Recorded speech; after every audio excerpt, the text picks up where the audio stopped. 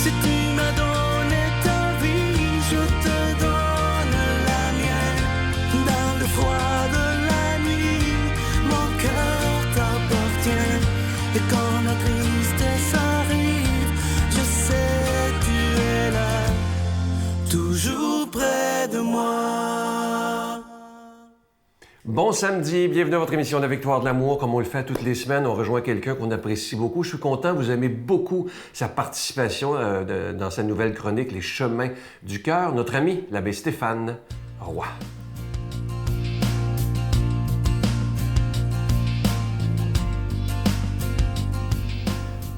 Bonjour à toi, bon samedi.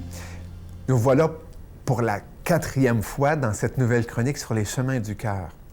Et aujourd'hui, j'aimerais, toujours voulant qu'on se réchauffe, en fin de compte, je m'aperçois bien que depuis le début, je nous adresse un message pour que l'on choisisse. On choisisse, qu'on fasse le choix. Et je nous réchauffe.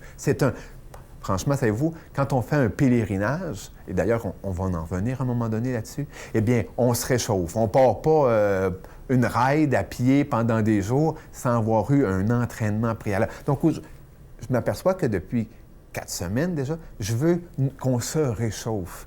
Et ce matin, j'aimerais qu'on se réchauffe avec un passage, eh bien, du livre de la Genèse. Le livre de la Genèse qui est le premier livre de la Bible. Et puis, tu sais qu'est-ce que ça veut dire, Genèse? Ça veut dire commencement. Et c'est un livre que j'aime bien parce que, justement, j'aime aller à la racine des choses. Et dans les premiers récits, il y a tellement à découvrir. Et dans le livre de la Genèse, j'aimerais aujourd'hui que l'on s'arrête sur la première parole que Dieu adresse à l'être humain. Sais-tu quelle est la première parole que Dieu t'a adressée comme être humain, membre du genre humain? Dans la traduction traditionnelle, tu vas la reconnaître. Soyez féconds, multipliez-vous. On se l'est fait dire. Mais dans d'autres traductions, et c'est là que je veux aller, c'est « croissez et multipliez-vous ». Il y a quelque temps, je m'adressais à des jeunes adultes et j'ai pris cette phrase-là en disant « Avant d'être parent, Dieu nous dit « croissez ». Ça veut dire, bien évidemment, tu peux être à n'importe quel âge, bien, on s'entend, c'est la puberté, à partir de la puberté qu'on peut faire des enfants, qu'on peut se multiplier.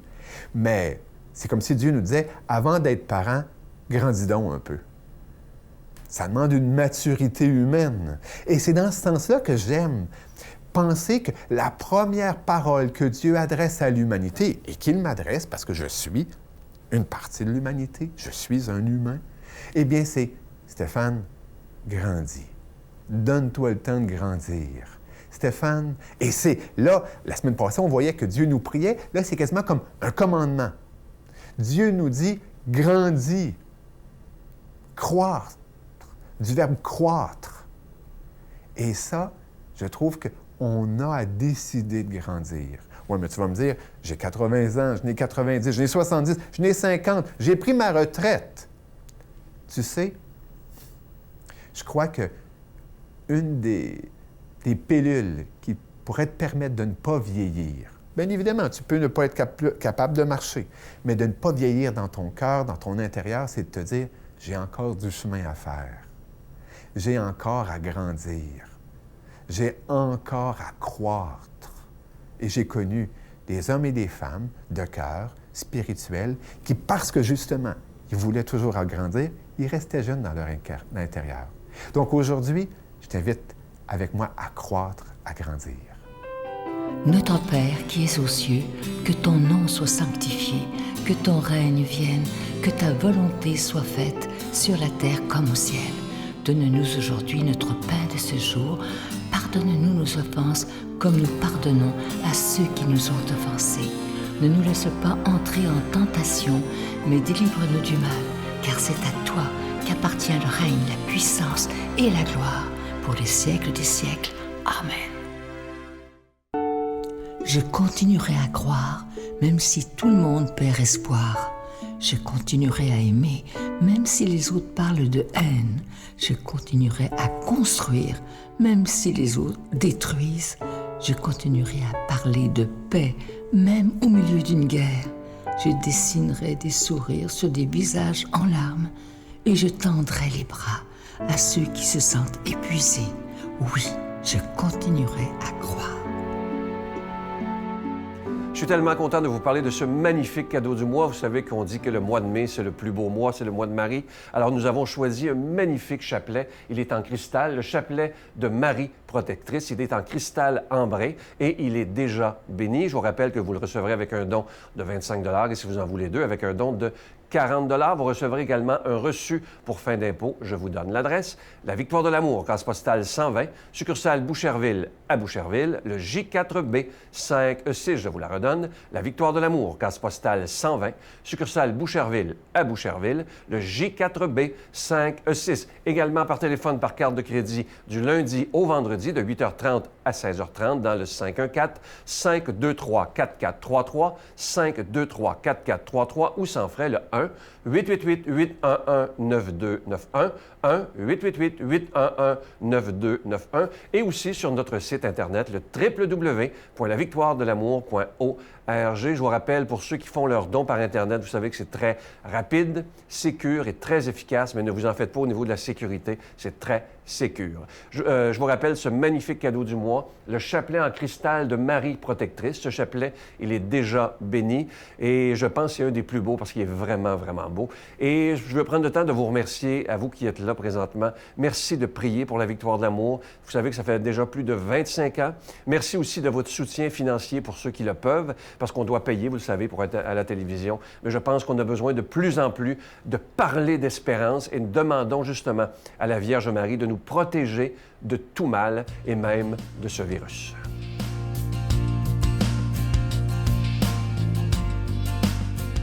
Mon Dieu, donnez-moi la sérénité d'accepter les choses que je ne peux changer, le courage de changer les choses que je peux et la sagesse d'en connaître la différence. Amen. Aujourd'hui, la parole de Dieu est proclamée par quelqu'un qu'on apprécie beaucoup, notre amie Geneviève.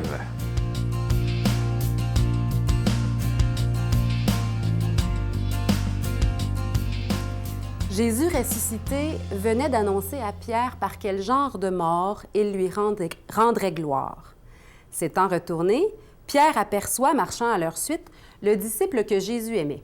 C'était lui qui, pendant le repas, s'était penché sur la poitrine de Jésus pour lui dire « Seigneur, quel est celui qui va te livrer? » Pierre, voyant donc ce disciple, dit à Jésus « Et lui, Seigneur, que lui arrivera-t-il? » Jésus lui répond « Si je veux qu'il demeure jusqu'à ce que je vienne, que t'importe?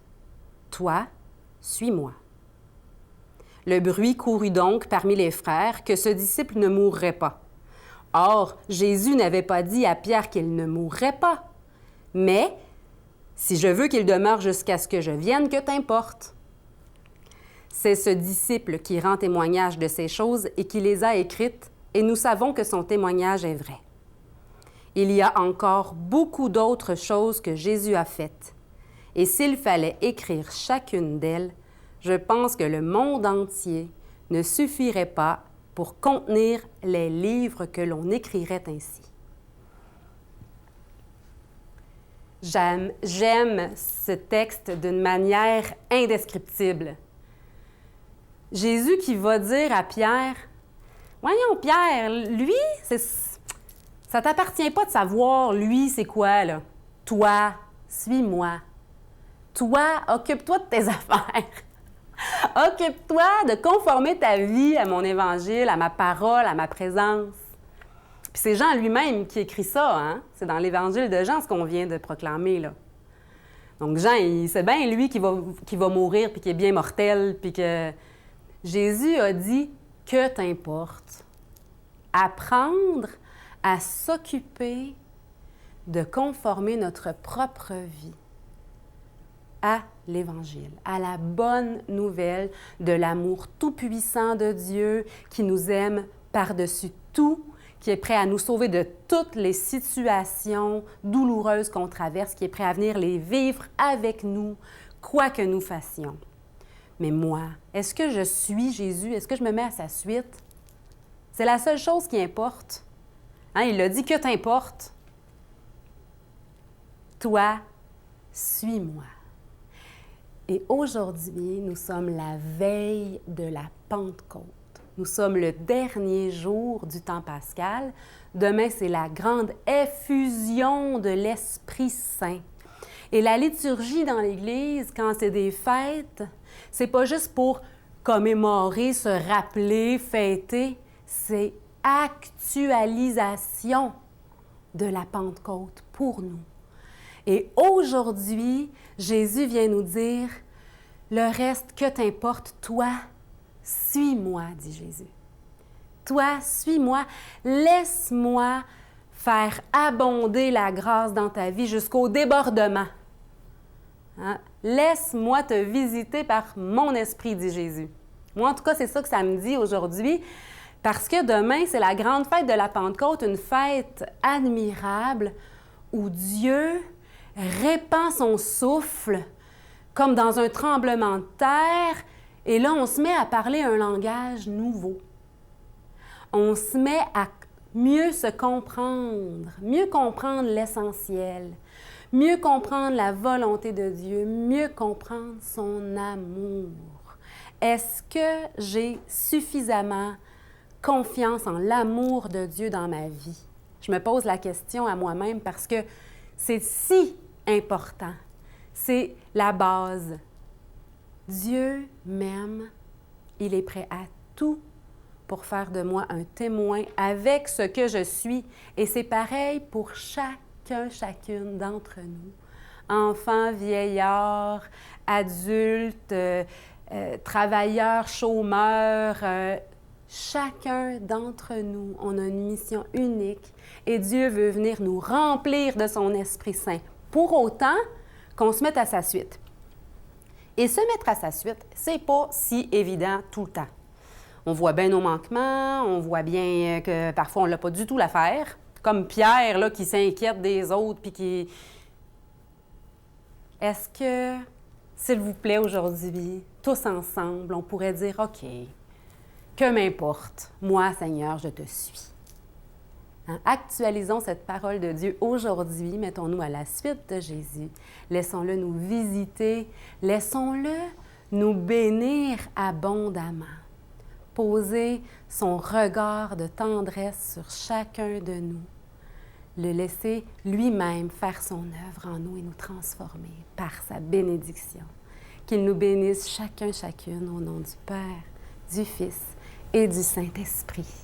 Bonne journée. Je vous salue Marie, pleine de grâce. Le Seigneur est avec vous. Vous êtes bénie entre toutes les femmes, et Jésus, le fruit de vos entrailles, est béni. Sainte Marie, Mère de Dieu, priez pour nous pauvres pécheurs, maintenant et à l'heure de notre mort. Amen.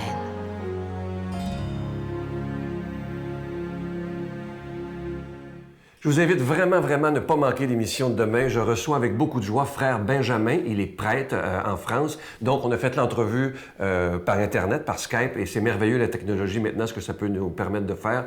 Il a vraiment du talent. Il chante, il fait des homélies d'une façon extraordinaire. Vous allez voir, lorsqu'il fait son homélie, il est dans un atelier. Vous savez, c'est quand on a des outils, tout ça. Et lui, il appelle ça l'atelier du bon Dieu. Il est très proche des jeunes. Il a 37 ans et il fait la messe en direct à tous les jours sur Instagram, il est sur YouTube, il est sur Facebook et les jeunes l'apprécient énormément. Alors, manquez pas ça, vous allez voir un jeune prêtre dynamique comme ça se peut pas. Et c'est le Père Michel Marie, justement, qui m'avait parlé de lui il y a quelques mois. Alors, je le remercie évidemment. Vous allez beaucoup aimer le frère Benjamin. Manquez pas ça demain. Dites-le à vos jeunes aussi. À demain. Bye. Mais ce qui compte de découvrir, c'est pas seulement qu'il existe, mais c'est qu'il est proche, quoi. C'est que c'est pas un concept et tout, voilà, c'est une personne, c'est de l'amour, c'est l'amour, quoi.